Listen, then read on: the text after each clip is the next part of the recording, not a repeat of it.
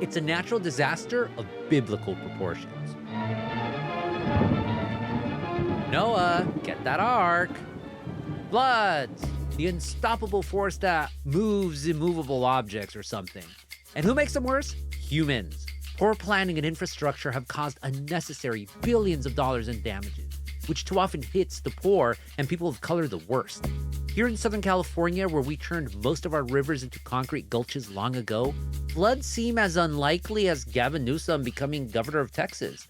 But now UCLA scientists, go Bruins, are saying that California is overdue for a megaflood that would turn this state into a, quote, vast inland sea.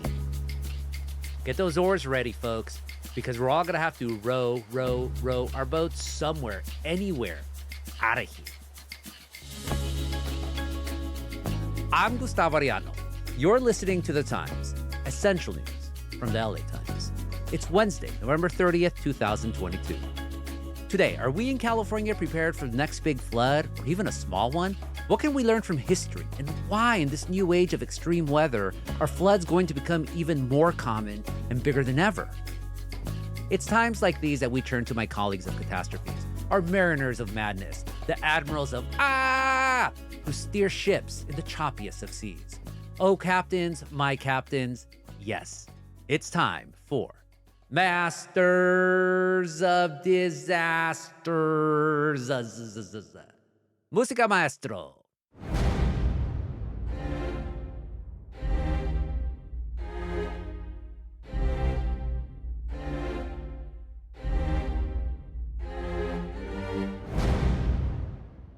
Sitting as always in the earthquake chair is Ron Lin. So Ron, earthquake or flood? Which are you more scared of? Always the earthquake, but the flood would be a close second because probably I won't ever expect it. Oh my God. Well, always has to stick with the earthquakes. Joining us is our Cassandra of the Coast, Rosanna Xia.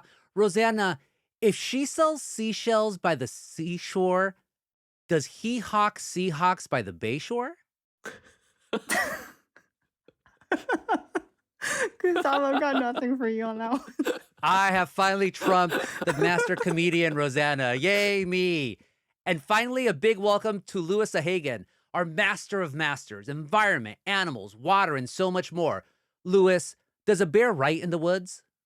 My answer to that is hang on to your pool toys because you're going to need them pretty soon. Already set on the floods. Who cares about the bears? The bears are going to beat us all anyways.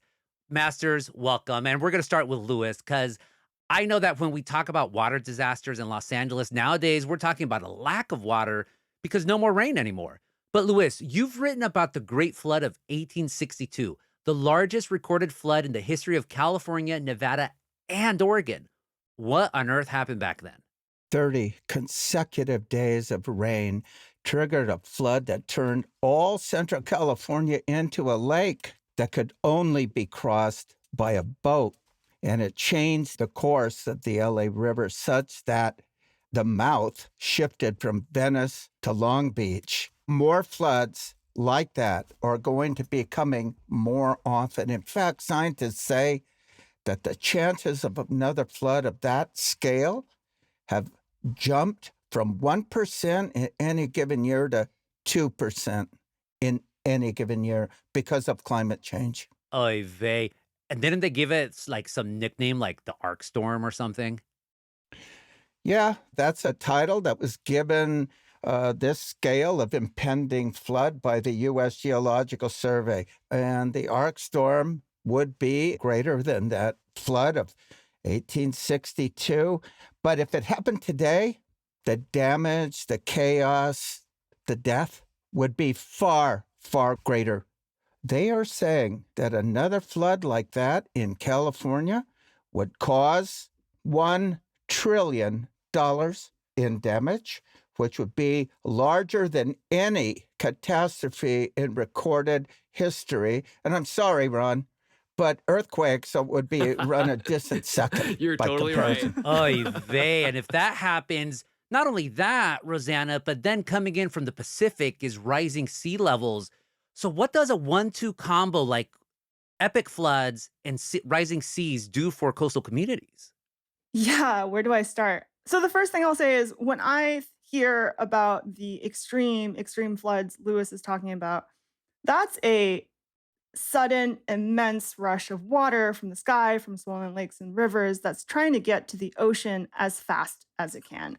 So, what happens when the ocean is also rising, at a high tide, an El Nino, or a mega storm surge, and the water from the ocean is also trying to push into the shore? That's a lot of water with nowhere to go and a lot of communities and people and infrastructure in the way. And so the numbers keep changing on sea level rise, but the research has increasingly focused on what they call combined risk events. So it's not just looking at sea level rise on its own, it's looking at how does that sync up with El Ninos and expected extreme precipitation and the flood scenarios that Lewis has written so much about. And, as of now, officials across California have committed on just the sea level rise front to preparing the state for at least 3.5 feet of sea level rise by 2050. That's less than 30 years from now. And at least $8 billion in property in California could be underwater by 2050 based on recent studies, not 1 trillion kind of in what Lewis just outlined, but 8 billion is still pretty remarkable if you think about how built out our infrastructure is along the coast. Studies are saying that an additional 10 billion is at risk during high tides on top of the projected sea level rise. The scariest thing about all of this, there's a saying that plumbers say, water finds a way. So, Ron, humans have tried to channel that water and so long ago built all sorts of concrete canals to divert the rainwater, the flood water possibly, into the ocean. How do they work? Yeah, so, we've seen this all over the state. Human engineering is needed to evacuate water as quickly as possible to the ocean. And so, in places like the LA Basin and the Central Valley, it was Westerners who decided to build cities where floodwaters were common. So in LA, there would be these floods that would continue happening. And then finally in the 30s, there was a decision made to build dams and line the LA River and other rivers with concrete with the goal to hold back excessive water during heavy rains, behind dams. And then the concrete along the rivers quickly dispatches it out to the sea. Not only was this an LA thing, it was a thing up in the Sacramento Valley. And Sacramento, for example, it's built where the Sacramento and American rivers meet.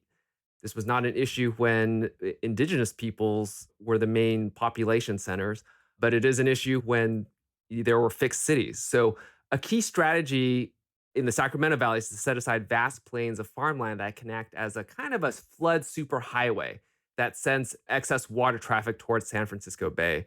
In fact, back in 2017, there was so much rain that fell that the Yolo bypass was filled with water. This is basically farmland that is designated to be an inland sea. And you can see it when you're on Interstate 80 west of Sacramento. When you're driving over it, most of the time it's just it's farmland. But during this period of time, it was filled with water. And just to chime in here for a second, I mean, when you said water finds a way, that just reminded me that it is important to note that because we have lined our rivers with concrete and also paved over much of the floodplain with roads and neighborhoods and homes. I mean, historically, if we weren't building on top of all of these systems and landscapes, the water would absorb by the riverbed or in the wetlands. And all of that has kind of been altered, filled, paved over for our built environment. So water really doesn't have a place to go. And I think that's still important to note as well. There were natural systems within the floodplain, coastal floodplain, for this water to go somewhere. Actually, since water flows downhill, it's going to flow right into low-lying minority communities, Black, Latino, and Asian, and it's going to fill them up like bathtubs because that's where they were relegated to due to redlining since World War II. We'll be right back.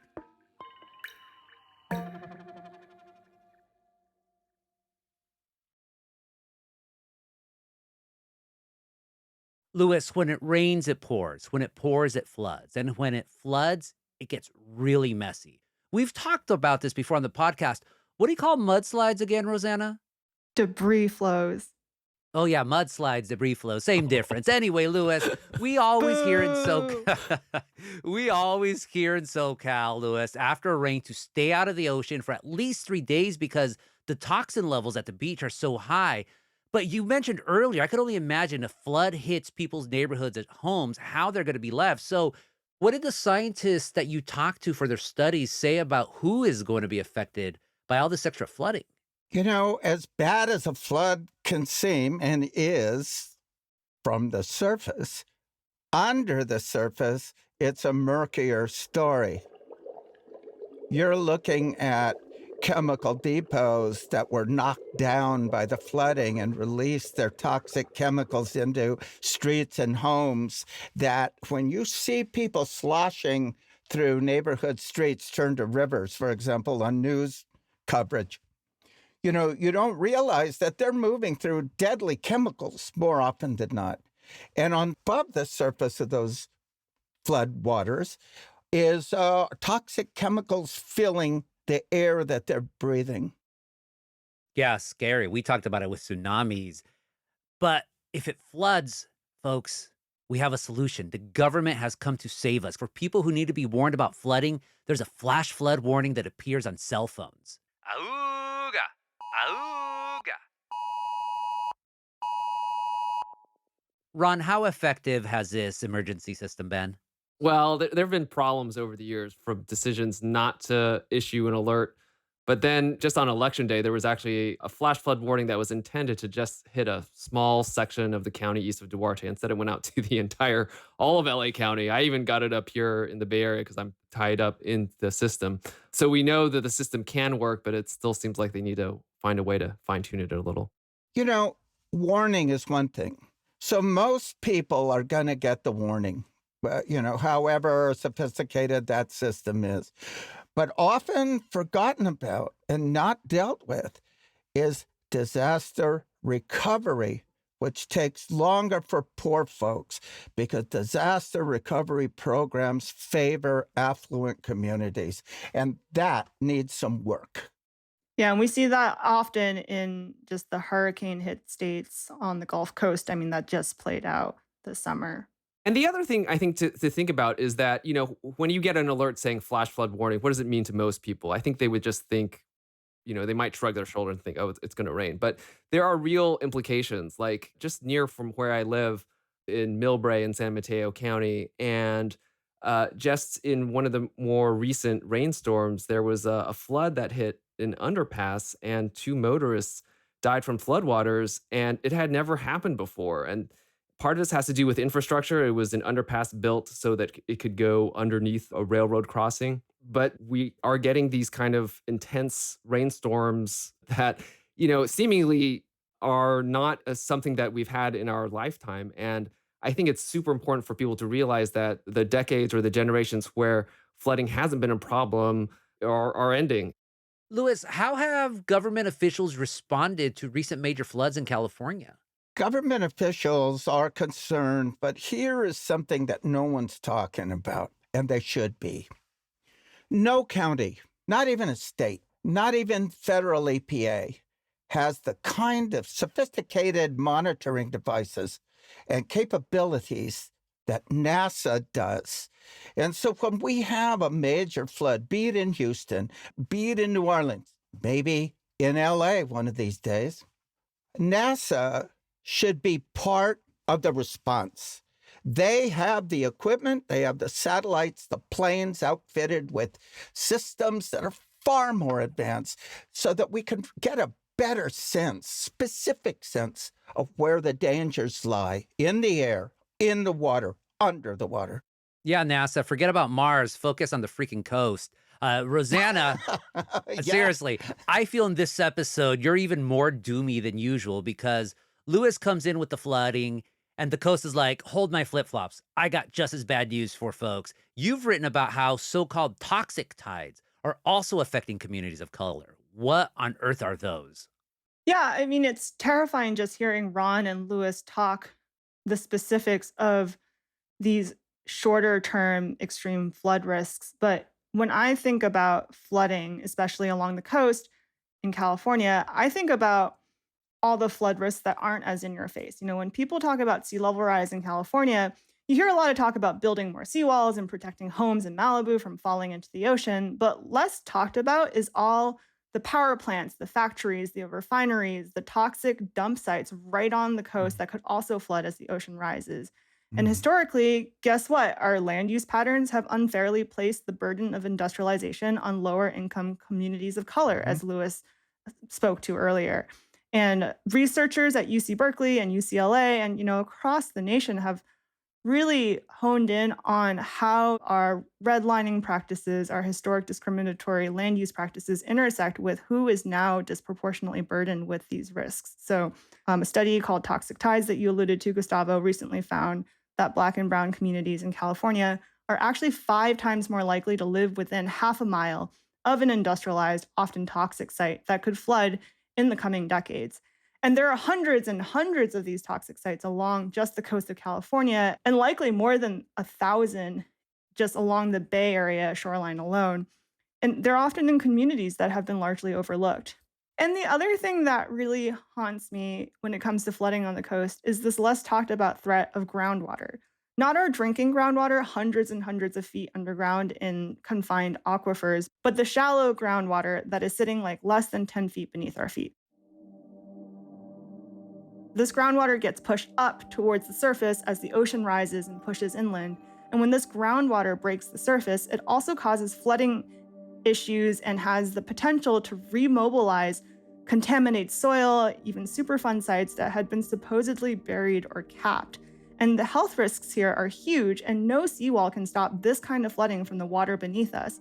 And there are no clear answers to this issue, but this is kind of another element of the flood discourse that is really coming to a lot more people's attention. Oy vey. I'd hope with terrible things like that, that the government would try to do more to prevent stuff like this happening, you know? When I speak to communities that have been waiting for decades for a Superfund site down the street to be cleaned up, I mean, it takes one flood to really cause a lot of devastation, and we shouldn't wait for that flood to happen in order to do something about it. I mean, we tend to say that the response happens after the disaster, but some of the communities can't afford to wait until that disaster happens. So, is there anything people can do to prepare for a flood? We'll start with Lewis. Yeah, buy an inflatable raft. Oh boy. Okay. How about life jackets, maybe too? I'm only half kidding. But here's why. With regard to, for example, LA County and the poor communities that are going to get hit hardest. All right. So, what are the alternatives for those people? Well, they might be raising those homes, many of them built 100 years ago. But it costs $100,000 to $200,000 per home to lift it 3 feet. It costs about $10 to $20,000 to raise their electrical outlets 3 feet or more. So, since these are the poorest among us, who's going to help them? It won't be easy. Rick Caruso, come on down. Ron, how can we prepare for a flood? So some common sense things that I think are super important is that, especially if you live on a hillside or anything, after when a big storm is coming, we often get advance notice of those. Look out on your street, see if those storm gutters are clear of debris. You can be part of your helping to save your community behind that. The other thing you can look at is, wherever you live, check out to see what kind of dam is behind you. I think that'll help better prepare you psychologically for what might happen if floodwaters do come. Rosanna, do you know your local dam? I do. I'll also just say I think awareness is step one to preparedness, just understanding and being aware that it does flood in Los Angeles because every time it rains in Los Angeles, it's like no one, just looking at how people drive, I have no hope on how people would be able to respond to a flood. So I think really kind of understanding that. Oh my God. So I think If our masters do not have any hope, we are truly, truly doomed. But can't we invest in boats? I would just say like one thing to remember is to not underestimate how fast the water moves and how heavy the water can be. And you just don't want to be trapped in that. But, flooding from sea level rise is a slow moving disaster that over time really adds up to a whole lot. And so a question that has been emerging in this space is the question of frequency. Like, how often does a home or a road on the coast have to kind of flood a few times per year to essentially be underwater? I do think another call to action here is to really not only think about what it means to prepare for the big floods, but also to be thinking more consistently about what it means to be constantly kind of underwater and what kind of policies or decision making we would need to really rethink our relationship with water. And that would be a good question to ask yourself and your elected officials as a way to start preparing for the longer term, slowing moving disaster pushing onto our shores. Noah, where's our ark? We'll be right back.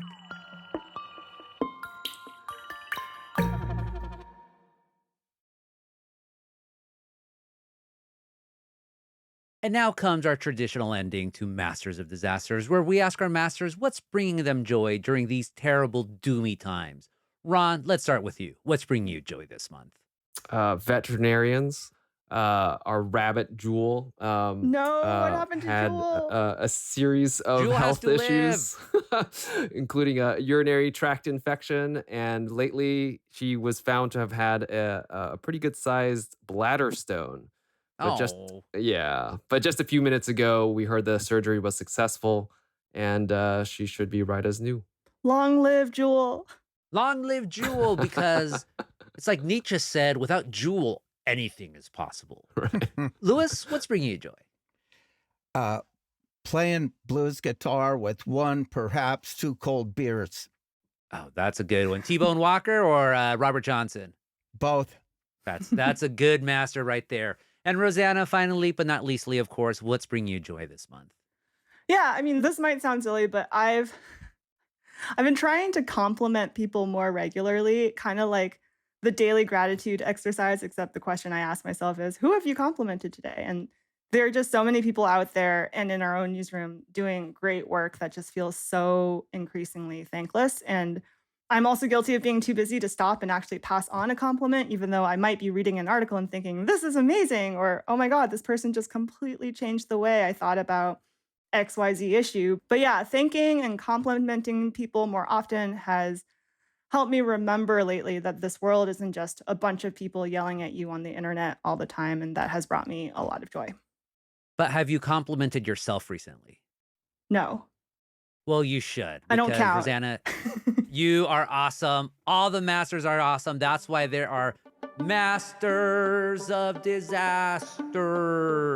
Ron Lin covers earthquakes and pandemics. Rosanna Xia covers the coast. And Louis Sahagún covers it all. Thank you all, my masters. Thank you. Thanks so much. Thanks. Take it easy.